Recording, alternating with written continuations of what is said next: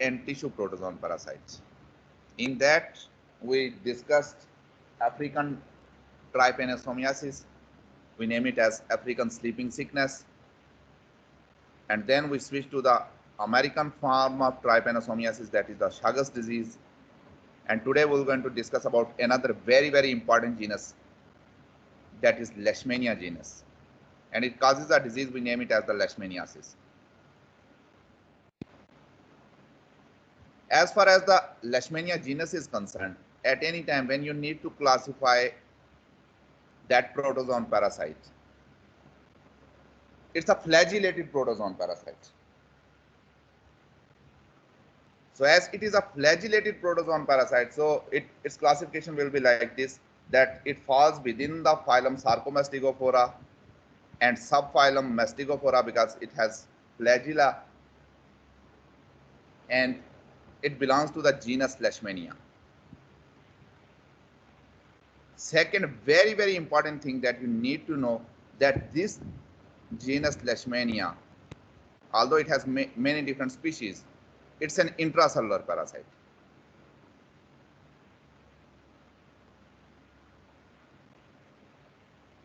That's the second thing you need to know at the start when you start knowing about this parasite. So it has a stage in the life cycle that is intracellular.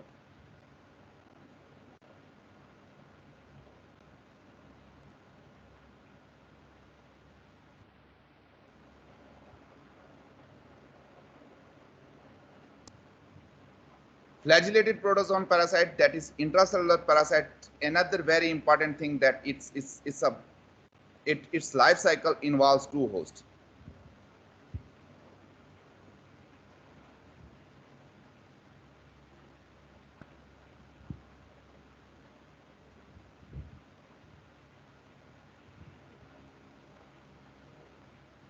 So one host is a mammalian host.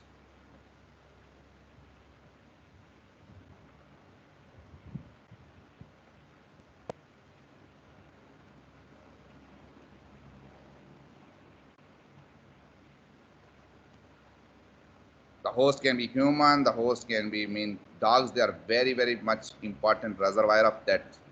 So human, you can consider it as the mammalian host, and there is another host involved that is transmitting that disease, and that host is sandfly. Very, very small sized fly, hardly visible with the naked eye. It's very, very much small. It's smaller than the mosquito. And normally we use paper trap, or sometimes if we have technology, in that case we use the light traps to trap that fly. Very, very small size. It appears like a dot on paper and very, very much yellow in color.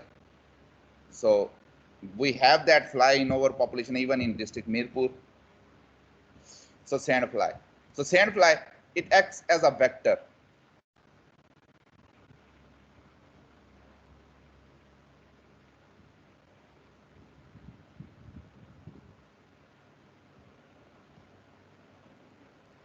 So it has two hosts. One is the mammalian host and other one is sandfly, or is a vector.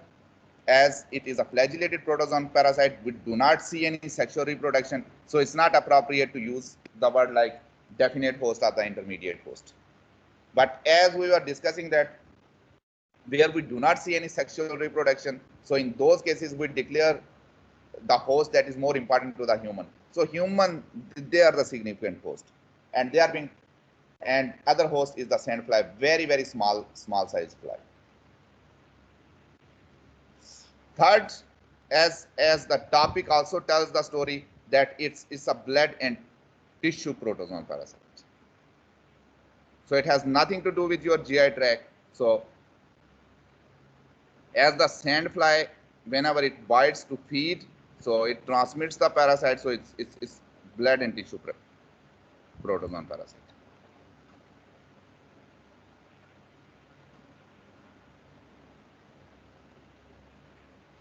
As far as the Leishmaniasis, the disease caused by the genus Leishmania in human population is concerned, this Leishmaniasis has three. This Leishmaniasis disease appear in three different forms in human population. One that involves only the skin, cutaneous leishmaniasis. Although very common, the most common form of leishmaniasis is always cutaneous leishmaniasis. It affects about 1 to 1.5 million people worldwide.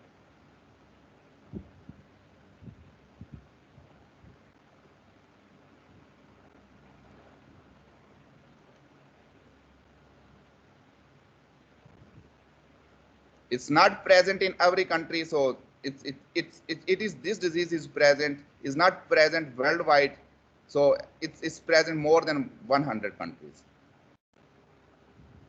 So each year we have 1 to 1.5 million infections of cutaneous leishmaniasis.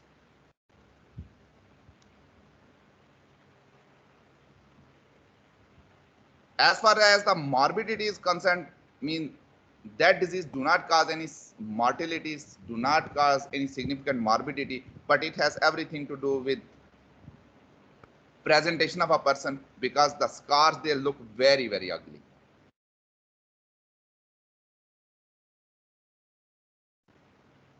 Or the lions, or the crested lions, they look very ugly, and I will going to show you pictures. Another form of this disease is the mucocutaneous leishmaniasis that involves nose and mouth,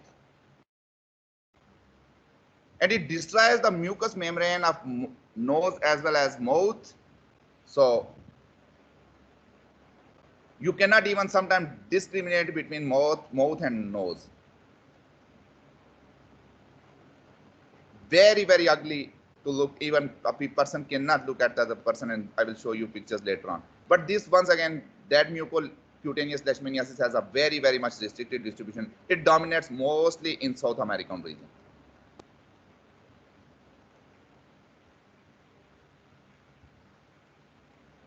It's a disease of New World. When we use the word New World, we are talking about the Atlantic world. America, Canada, and all those countries that stays below it. So most of the time, it's all those countries that are below America and Mexico, and we name those countries as South American countries. Another name for them is the Latin American countries. This disease mostly dominates there.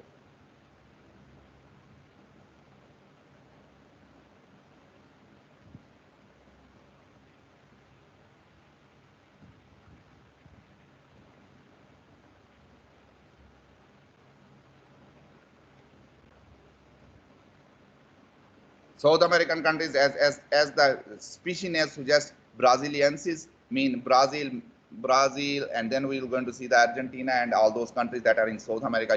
We see that disease there. And the third form of leishmaniasis is the visceral leishmaniasis. That involves the visceral organ, and when we use the word visceral organ, we mean either it can be spleen or liver.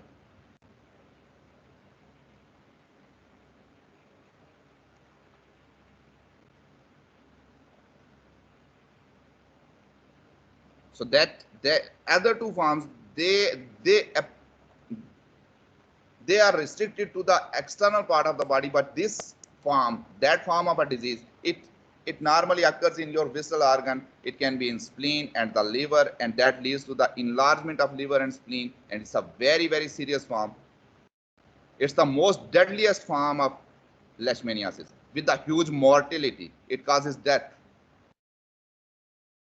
And as far as my population is concerned, we have the cutaneous leishmaniasis as well as the visceral leishmaniasis. And even in our district, we have cases of cutaneous leishmaniasis in last few years, maybe more than 100 cases. So very much significant when it comes to this population. So each form of leishmaniasis, either it's cutaneous leishmaniasis, it's mucocutaneous leishmaniasis, either it's visceral leishmaniasis, is being caused by a different species. So here is the list of different species of leishmania that are causing different forms of leishmaniasis. So when it comes to the cutaneous leishmaniasis, we have Leishmania tropica, one species, Leishmania major, another species, Leishmania ethiopia, a third species, the Leishmania mexicana, that relates to the Mexico. It's a New World species. So all these 4 species, they are causing the cutaneous leishmaniasis.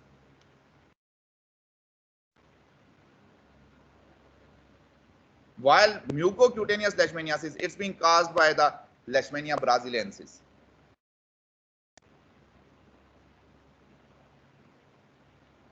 And then when it comes to the visceral leishmaniasis, we have the most important and the significant species that is causing in overpopulation, that is the Leishmania donovani. Very, very much significant species.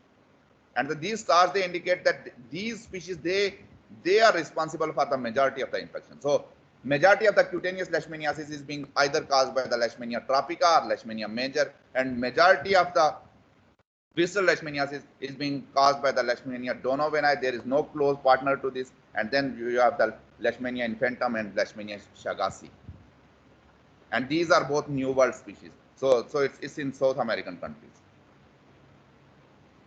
Once again, visceral leishmaniasis, very, very much restricted distribution. Either you will going to find in Indian subcontinent, or you will going to find some cases in New World, that is the South American countries. When it comes to the mucocutaneous, only restricted to the South American countries. So this one, it's only about the Indian subcontinent.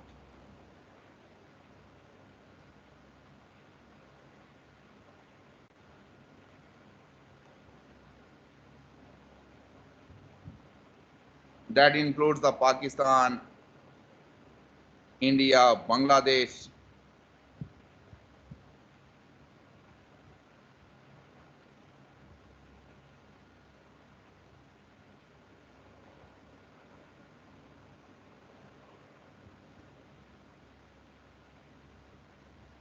And even within that, majority of cases, they are in India. And then you have South American countries as well. That is the Latin American countries. But there are very few cases there.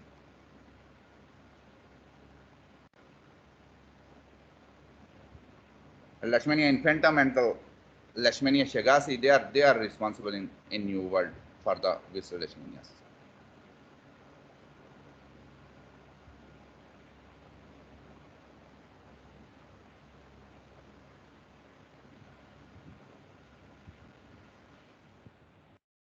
And this is the distribution map that tells the entire story. So normally this map is somewhat switched, because with most of the other maps, what we see that we have the entire old world on this side, and we see the new world on this side. So that's a switched kind of map, where you see this is the old world. This all entire area is the old world. And it must normally in our maps,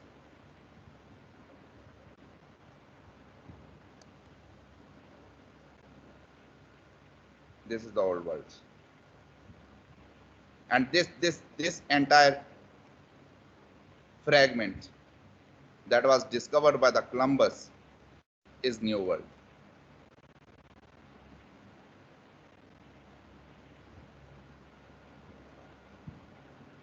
As you are not practicing the geography, you do not have any specialistic degree on geography, so please just consider this, that normally we have a situation that like this, that old world entire appears on left side of map, and then you have on the right side, and then you have a new world that is on this side. But in this map, I have old world here and then new world here. So if you look at this map, although I'm not satisfied with this map, so this is where we belong to. This is Pakistan, and here you have the India.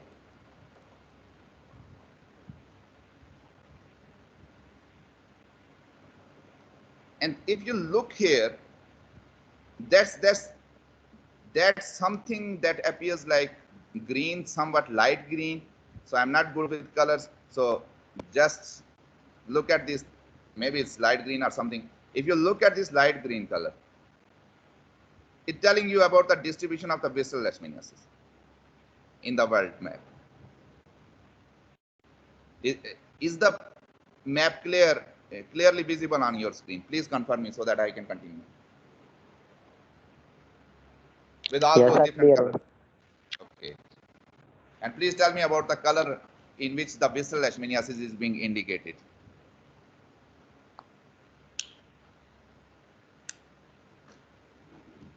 Sir green colour नहीं है? Almost green. Okay.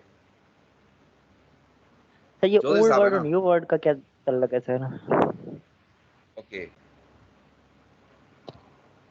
Let me switch to a blank slide. Okay.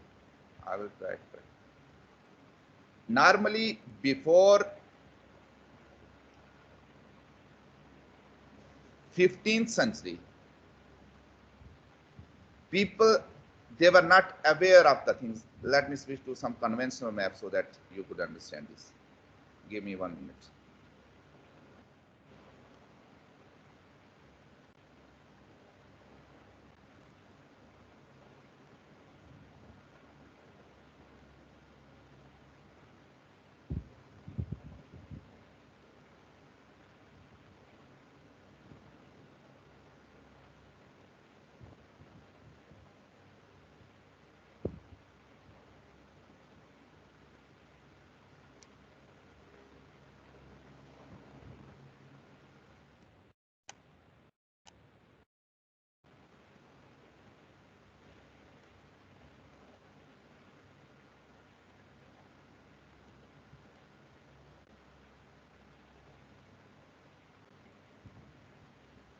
Just give me 1 minute so that I could download a file.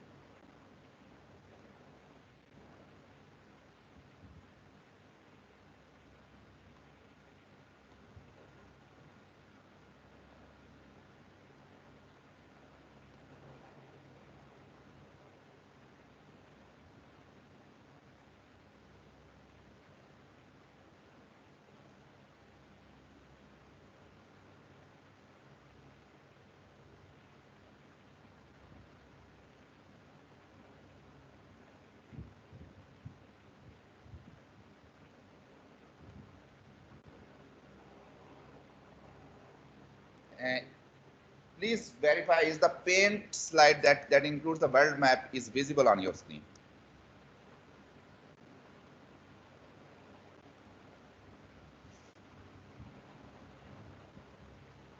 Is it visible?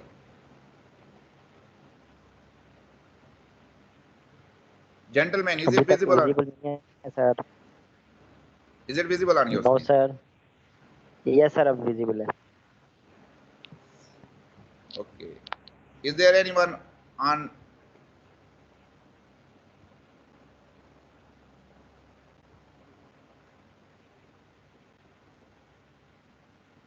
Is it visible to everyone? So I can come. Before 1492, in up to 15th century, people, they were thinking that the entire world is like this.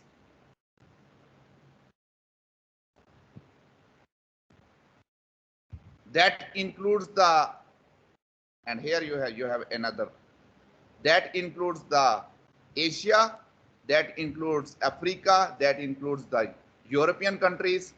So this is all African Horn on world map. So this is all Africa, and here at the bottom I do not have that visibility, but bottom you will going to see the South Africa. And this is all, and then here you have all those European countries.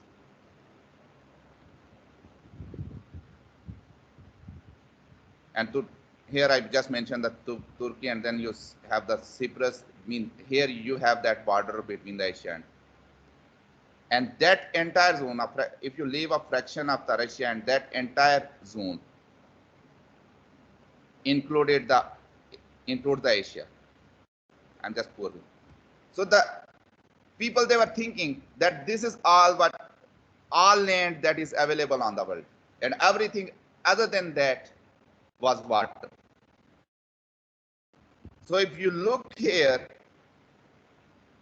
just next to continent Africa and the Europe, there was an Atlantic Ocean, and there is an Atlantic Ocean. And they were thinking that this is all ocean, and eventually they were thinking that, okay, if the world is like an egg or it's over, immediately what will going to happen, that sea, this all area is all water, and eventually that will reach to that part. And they were not aware of the fact that there is a part of land that is in between them. So what they were thinking, that they were thinking that this is the Atlantic Ocean, the ocean they face, and they were saying that if the world is somewhat spherical, so that ocean will be remain as it is, and eventually at the one end of this ocean is facing this country, and another end of this ocean is facing these Asian countries. And they were not aware of all that land fragment that was available, and they never ever visited that place. They never ever have any idea about it. So this is world that was known to the people up till 15th century. That date is somewhat 1492. So although it's not scope of my discourse, but very briefly what I want to tell you, that the European countries, they were trading with China, and they trade with China for the spices, and those Chinese spices, they were very, very much popular. Spices mean masale.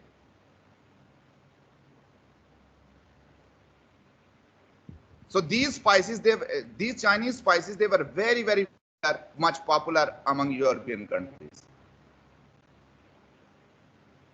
And as they never ever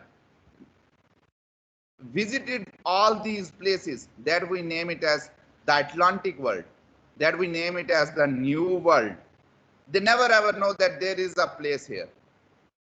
And no one in the past was managed, and as they were thinking that if this could be all ocean, so the other end of that ocean must be facing these countries, but that way was never ever being explored. And no one ever visited via this route to visit back to the China. So as they were dealing with the spices, so what those European countries were required to do, that they have to travel. And you know that there is a sea, that is the Mediterranean Sea, and then eventually they have to make their way from those countries up to the, and then moving from those parts, and then from below the India, and they have to make their way to the China. So this was the route that was more common route among the people. And with that route, there was one disadvantage, that the country that was owning that sea, and there was a huge empire there, and we name it as the Ottoman Empire. It was a very much prominent empire. So all those Ottoman Empire was claiming the tax from those people, and there were pirates there were so many other issues, so that the cost of trade was huge. So there is a man, and you can read more in detail when you just searching that, because that's not the scope of this course. That there was a man who was initially born maybe somewhere in Italy, and he was working with, because that entire area at that time, it was a huge Spanish empire. So that man was Christopher Columbus,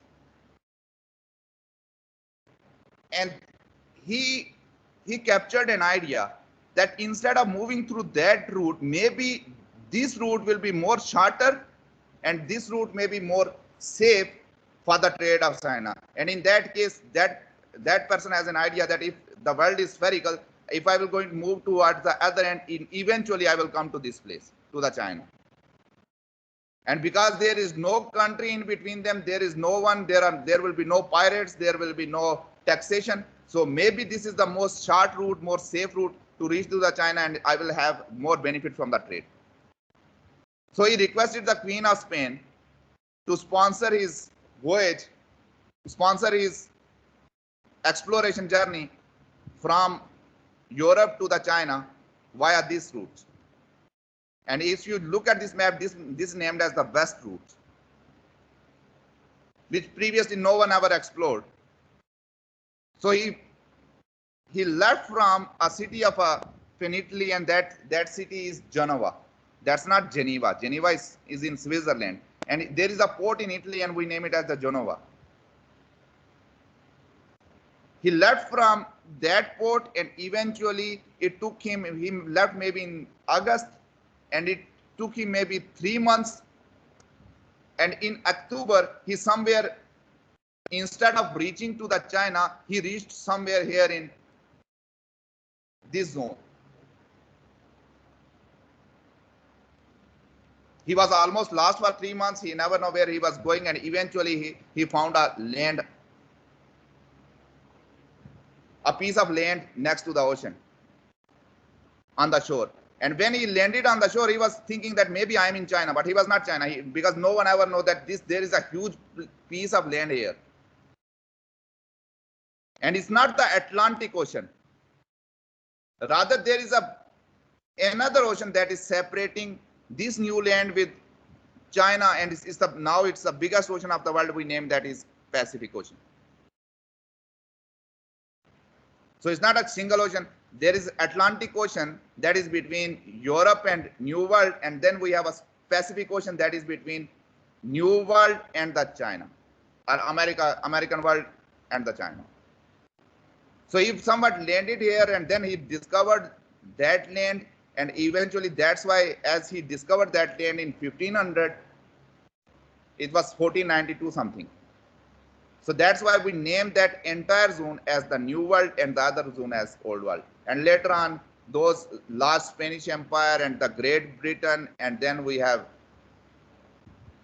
French Empire, and then we have all those German Empire, all those, they once they identified that there is a piece of land available there, and there were natives there, they just eliminated the natives from that place, and then they occupied those colonies, and those colonies become a Spanish colony, and then you have a French colony, you have Great Britain colony, and then it's a German colony. So although the Spanish Empire was the most dominating here in New World, and then they just took the slaves from Africa to the New World for their mining, because the New World was very rich in oil, very rich in coals, and it was there that they were rearing the sugarcane and then maize and all that stuff.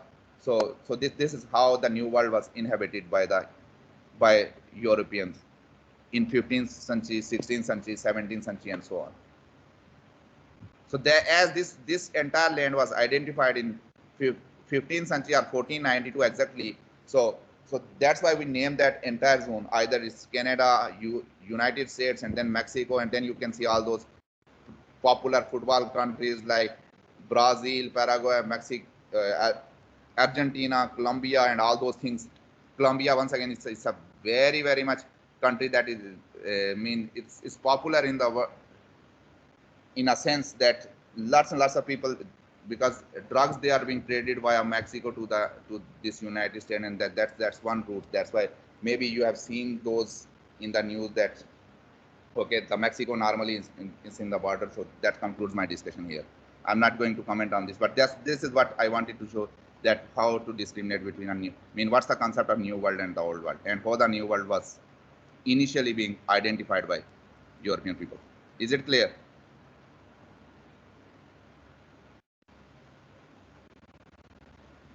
Gentlemen, is it clear? Yes sir, clear है. Okay, thank you. So now we're going to, so another thing that I told you that please notice that in the map I was showing you from Leishmaniasis, it was something like switched. Let me show you like this. Is it visible on your screen? Yes, sir. Is it visible? Yes, sir. So in that map, this zone is being shown here, and that zone, the old world, is being shown here. So that's the only thing I wanted you to know. That I do not know why they switched the position of the new world. That's not an accurate map. That must be opposite.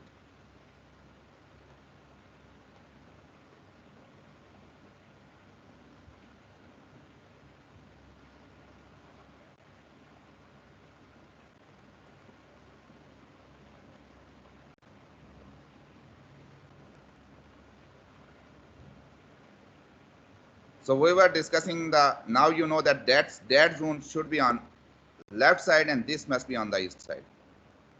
So this is one mistake. I do not know why this has happened. Overall, whether it's visceral leishmaniasis, whether it's cutaneous leishmaniasis, whether it's mucocutaneous leishmaniasis, overall there are 12 million infections and 350 million people are at risk. So I wanted you to know, just look at the map where you have the distribution of the visceral leishmaniasis. This is Pakistan and this is India, and if you look here, you have visceral leishmaniasis here, and then you have visceral leishmaniasis here. And then if you look at the new world, here you will going to see the visceral leishmaniasis. So very, very much restricted in distribution. Not so much in the world war. And now you just look at the cutaneous leishmaniasis.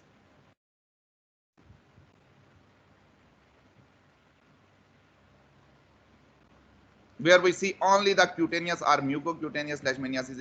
If you look at this world map, you will going to see that, okay, this is my country, and here you will going to see a huge dot, and then you can see the all those countries, this China, and then Russia, Mongolia, all those countries, and then you see in the world map it has huge distribution, and then here you can see all those prominent dots that in Africa, and then you can see here in South American countries. And if you look at the distribution of the visceral, cutaneous, where you see all these three diseases together, and these are the places where you see all these three diseases together. These are all places where you see three forms are present in a country, all those three forms. So that concludes my discussion. Restricted. The Russia is free, and then here you can see the America, Canada, they are free from that disease. The Australian region, this is all Australian subcontinent, this is free from that disease. And if you look here, this entire zone, all those, we name those countries as ASEAN countries. Either it's Japan, either it's Thailand, Hong Kong, Singapore, all those countries, Indonesia, Malaysia, they are free from this. So visceral leishmaniasis dominates in Indian subcontinent and South American zone. Cutaneous leishmaniasis is present in Asia, and then Africa, and then South America. Mucocutaneous leishmaniasis is found dominates in South American countries, and then you see that disease in Asian countries as well. And that concludes my discussion on the distribution of leishmaniasis. Do you have any question regarding this? Just feel comfortable and ask if you have any question. Do you have any question? Sir इस बारे में question तो नहीं है, paper के हवाले से है sir. Okay. Please ask. Joseph, feel free to ask. Paper एक सर पेपर 1 बजे है तो आज जुम्मा भी है तो सर उसके लिए भी जाना पड़ेगा, तो मैं कह रहा हूँ सर टाइम थोड़ा सा चेंज कर दें इसके लिए।